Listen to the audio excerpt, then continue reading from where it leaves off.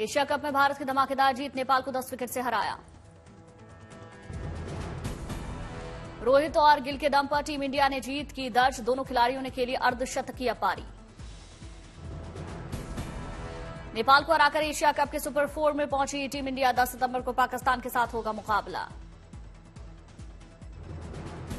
नेपाल की टीम ने टॉस हारकर पहले बैटिंग करते हुए 230 रन का दिया टारगेट। बारिश की वजह से भारत को डकवर्थ लुईस नियम से 23 ओवर्स में 145 रनों का लक्ष्य मिला। भारतीय टीम ने बगैर विकेट गंवाए 20 ओवर में 147 रन बनाकर मैच अपने नाम किया। एशिया कप का 17 सितंबर को हम्बल टोटा में होगा फिनाले। वर्ल्ड कप के लिए श्रीलंका के कैंडी में आज होगा टीम इंडिया का ऐलान। दोपहर 1:30 बजे श्रीलंका के कैंडी में ऐलान किया जाएगा। कई नई खिलाड़ियों को मौका मिलेगा। टीचर्स डे के मौके पर राष्ट्रपति द्रौपदी मुर्मू 75 चयनित शिक्षकों को राष्ट्रीय शिक्षक पुरस्कार से करेंगे सम्मानित। विज्ञान भवन में आयोजित होगा कार्यक्रम। आज यूपी के सीएम योगी आदित्यनाथ का दिल्ली दौरा, प्रधानमंत्री मोदी से करेंगे मुलाकात। राम मंदिर के उद्घाटन का देंगे औपचारिक निमंत्रण पत्र। मध्य प्रदेश के दौरे पर गृह मंत्री अमित शाह मंडला में जन आशीर्वाद यात्रा में होंगे शामिल। 6 राज्यों के 7 विधानसभा सीटों पर उपचुनाव के लिए वोटिंग आज। यूपी में घोसी सीट पर बीजेपी और समाजवादी पार्टी की सीधी टक्कर। 8 सितंबर को होगी मतगणना। दिल्ली को नई बसों की सौगात, आज सीएम अरविंद केजरीवाल एलजीबी के सक्सेना। 400 नई बसों को दिखाएंगे हरी झंडी। संसद के विशेष सत्र से पहले एक बार फिर मिलेंगे विपक्षी गठबंधन इंडिया के नेता। कांग्रेस अध्यक्ष खड़गे ने आज बुलाई अहम बैठक।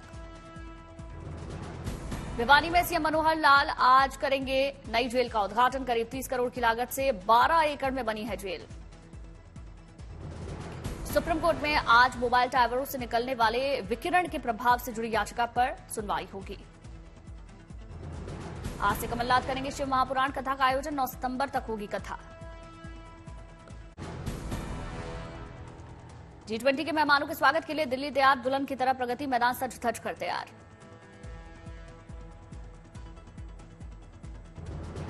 G20 के मेहमानों को फूलों फाउंटेन लाइटिंग के बीच प्रगति मैदान में जो गेस्ट हैं वो एंट्री करेंगे। प्रगति मैदान को जगमगाती रोशनी और फव्वारों से सजाया गया। भारत मंडपम को मेक इन इंडिया कॉन्सेप्ट पर तैयार किया गया। हर फ्लोर, हर रूम और हर जगह पर दिखी भारतीय संस्कृति और परंपरा की छाप। भारत मंडपम के बाहर लगाई गई सबसे ऊंची नटराज की प्रतिमा पर दी गई भव्य लाइटिंग। G20 समिट के लिए दुल्हन की तरह तैयार हुआ भारत मंडपम, रात में दिखा भव्य नजारा। G20 के मेहमानों के लिए दिल्ली के अस्पतालों में भी विशेष तैयारियां। अस्पतालों में डेलीगेट्स के लिए अलग वार्ड बनाने के साथ ही साफ सफाई, फूल और पौधे भी लगाए गए। G20 को लेकर अस्पताल के सभी डॉक्टरों की छुट्टियां कैंसिल की गई। एमएस अजय शुक्ला ने कहा सभी डॉक्टर्स G20 समिट के लिए अपना पूरा योगदान देंगे। G20 की तैयारियों का जायजा लेने धौलाकुआ पहुंचे केंद्रीय मंत्री नितिन गडकरी और उपराज्यपाल विनय कुमार सक्सेना। शिखर सम्मेलन से पहले तैयारियों का जायजा लिया। दिल्ली के पालम एयरपोर्ट पर सभी देशों और राज्यों के प्रमुखों के स्वागत के लिए तैयारी की गई। लगाए गए सजावटी लैंप, पोस्टर्स और हरे भरे पौधे और फव्वारे। पालम एयरपोर्ट के रास्तों को भी भव्य तरीके से सजाया गया। कई देशों के झंडे लगाए गए। G20 शिखर सम्मेलन के लिए राजधानी में कड़े सुरक्षा के इंतजाम, चप्पे चप्पे पर पहरा। दिल्ली पुलिस के जवानों ने पूरी रात की वाहनों की जांच, शक के आधार पर चालकों से पूछताछ की। G20 के अंतर्गत नोएडा में 2 दिवसीय S20 कार्यक्रम का आयोजन, केंद्रीय मंत्री जितेंद्र सिंह ने कार्यक्रम का उद्घाटन किया।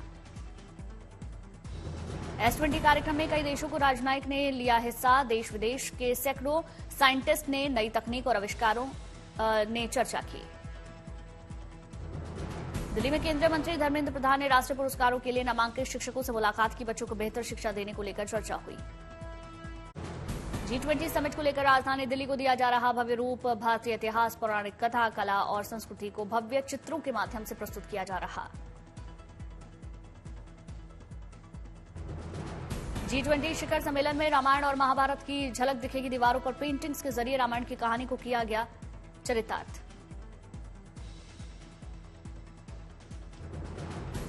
भगवान श्री राम, लक्ष्मण, हनुमान और सुग्रीव की दीवारों पर बनाए गए मनमोहक पेंटिंग्स राम सेतु पुल पार करने से लेकर रावण वध तक के दृश्य को दर्शाया गया। पेंटिंग्स के माध्यम से पांडवों और कौरवों के बीच महाभारत के युद्ध को भी दिखाया गया। भगवान श्री कृष्ण चित्र में अर्जुन को दे रहे गीता का उपदेश।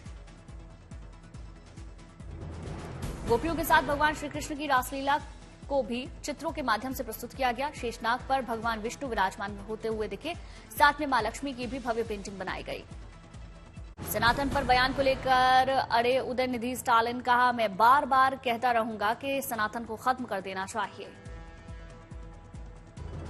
उदयनिधि के बयान पर कांग्रेस का गोलमोल जवाब। केसी वेणुगोपाल ने कहा सनातन पर बयान उदयनिधि की अभिव्यक्ति की स्वतंत्रता। सनातन पर विवादित बयान को लेकर असम के सीएम ने कांग्रेस को घेरा, कहा सहयोगियों के खिलाफ कार्रवाई की बजाय कांग्रेस अभिव्यक्ति की स्वतंत्रता के पर्दे के पीछे मांग रही है शरण। सनातन को लेकर मल्लिकार्जुन खड़गे के बेटे प्रियांक खड़गे का बयान, जो धर्म समान अधिकार ना दे वो बीमारी की तरह। उदयनिधि स्टालिन के आपत्तिजनक बयान पर रक्षा मंत्री राजनाथ सिंह बरसे, बोले सोनिया, राहुल और खड़गे क्यों नहीं बोल रहे। उदयनिधि के बयान पर केंद्रीय मंत्री अनुराग ठाकुर का बड़ा बयान, सनातन को कुचलने वाले खाक हो गए, सनातन था, सनातन है और रहेगा। उदयनिधि स्टालिन के बयान पर बरसे केंद्रीय मंत्री धर्मेंद्र प्रधान, विपक्ष का मकसद हिंदू धर्म को गाली देना।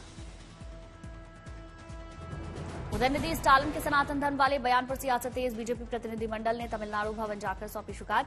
दिल्ली में बीजेपी का प्रदर्शन। सनातन धर्म पर स्टालिन के बयान की पश्चिम बंगाल की सीएम ममता बनर्जी ने निंदा की, कहा इंडिया गठबंधन का ऐसे बयानों से कोई रिश्ता नहीं। उदयनिधि के खिलाफ वाराणसी में वकीलों का प्रदर्शन, पोस्टर पर पोता खालिक किया आग के हवाले। डीएमके सरकार में मंत्री उदयनिधि स्टालिन पर शिकंजा कसा, दिल्ली के पार्लियामेंट स्ट्रीट थाने में शिकायत दर्ज। सनातन पर बेतुके बयान से फंसे उदयनिधि स्टालिन, मुंबई में शिवसेना यूथ विंग ने दर्ज कराया केस। बिहार के मुजफ्फरपुर कोर्ट में भी उदयनिधि और तमिलनाडु सीएम के खिलाफ शिकायत। सनातन पर उदयनिधि ने दिया था विवादित बयान। उदयनिधि के बयान पर सीपीआई नेता डी राजा ने बताई अपनी थ्योरी, कहा सनातन की तुलना हिंदू धर्म से करना गलत, सनातन को बताया दार्शनिक दृष्टिकोण। 12 में धीरेन्द्र शास्त्री ने उदयनिधि को रावण खानदान का बताया, बोले राम के देश में सनातन सूर्य की तरह शाश्वत। पाली में जन्माष्टमी को लेकर सजी दुकानें, लड्डू गोपाल के श्रृंगार के लिए वैरायटी की भरमार। जन्माष्टमी को लेकर ग्राहकों से गुलजार हुआ बाजार, झूले और मार्बल के बने कृष्ण और अन्य झूले, आभूषण और वस्त्र लेती दिखी महिलाएं। चांदी और जरीदार के पोशाक बना आकर्षण का केंद्र, मोरपंख लगी पोशाक भक्तों को पसंद आ रही। जन्माष्टमी को लेकर कान्हा की नगरी में धूम, जगजगाती रोशनी और फव्वारों से जगमग हुआ मथुरा। मुरादाबाद में जन्माष्टमी को लेकर सजा बाजार, लड्डू गोपाल की पीतल की मूर्तियों की मांग बढ़ी। श्री कृष्ण जन्माष्टमी के लिए सज गई कान्हा की नगरी मथुरा, मंदिर को भव्य तरीके से सजाया गया। इस बार श्री कृष्ण जन्मोत्सव पर दिखेगी चंद्रयान 3 की झलक। सज्जा, ठाकुर जी की पोशाक और श्रृंगार आदि पर दिया जा रहा विशेष ध्यान। प्रज्ञान और प्रभास की पोशाक में दिखेंगे ठाकुर जी। राधा कृष्ण की बड़ी पोशाक को तैयार करने में करीब 30 से 35 कारीगर जुटे। चंद्रमा और प्रज्ञान का कटआउट भगवत भवन के द्वार पर लगेगा। सोने और चांदी से निर्मित 100 किलो की कामधेनु गाय हरिद्वार के गंगाजल और गौमाता के दूध से लला का अभिषेक करेंगी। श्री कृष्ण जन्मोत्सव के भव्य आयोजन को लेकर तैयारी पूरी। कृष्ण जन्मभूमि समेत देश भर में 7 सितंबर को मनाई जाएगी जन्माष्टमी। भक्तों के लिए सुबह 5:30 बजे से रात 1:30 बजे तक खुले रहेंगे कपाट। भाद्रपद महीने के कृष्ण पक्ष की अष्टमी को मनाया जाता है कृष्ण जन्मोत्सव। इस साल भगवान श्री कृष्ण का 5250वां जन्मोत्सव मनाया जाएगा। सूरत में गणेश चतुर्थी से पहले लोगों में गजब का उत्साह नजर आया। रथ यात्रा निकाली गई। रथ यात्रा में उमड़ा आस्था का सैलाब। रथ यात्रा में कई भगवानों की झांकियां भी निकाली गईं।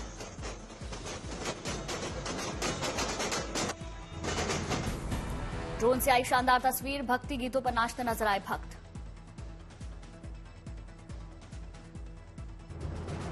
हैदराबाद में गणेश चतुर्थी की तैयारियां जोरों पर। दुकानों पर सजी भगवान गणेश की प्रतिमाएं। गणेश चतुर्थी को लेकर बड़ी भगवान गणेश की प्रतिमाओं की मांग। बाजारों में मिल रही कई तरह की मूर्तियां।